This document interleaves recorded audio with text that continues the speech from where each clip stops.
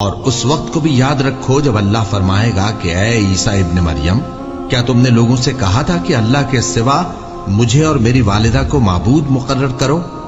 وہ کہیں گے کہ تو پاک ہے، مجھے کب شایع تھا کہ میں ایسی بات کہتا جس کا مجھے کچھ حق نہیں۔ اگر میں نے ایسا کہا ہوگا تو تجھ کو معلوم ہوگا، کیونکہ جو بات میرے جی میں ہے تو اسے جانتا ہے، اور جو تیرے جی میں ہے اسے میں نہیں جانتا۔ بے شک تو علام الغیوب ہے۔ میں نے ان سے کچھ نہیں کہا بجز اس کے جس کا تو نے مجھے حکم دیا، وہ یہ کہ تم اللہ کی عبادت کرو جو میرا اور تمہارا سب کا پروردگار ہے، اور جب تک میں ان میں رہا ان کے حالات کی خبر رکھتا رہا۔ پھر جب تو نے مجھے دنیا سے اٹھا لیا تو تو ہی ان کا نگراں تھا، اور تو ہر چیز سے خبردار ہے۔ اگر تو ان کو عذاب دے تو یہ تیرے بندے ہیں، اور اگر انہیں بخش دے تو تیری مہربانی، اس لیے کہ تو ہی غالب ہے، حکمت والا ہے۔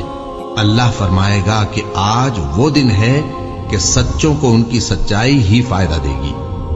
ان کے لیے باغ ہیں جن کے نیچے نہریں بہ رہی ہیں، ہمیشہ ہمیشہ وہ ان میں بستے رہیں گے۔ اللہ ان سے خوش ہے اور وہ اللہ سے خوش ہیں، یہی بڑی کامیابی ہے۔ آسمان اور زمین اور جو کچھ ان دونوں میں ہے سب پر اللہ ہی کی بادشاہی ہے، اور وہ ہر چیز پر قادر ہے۔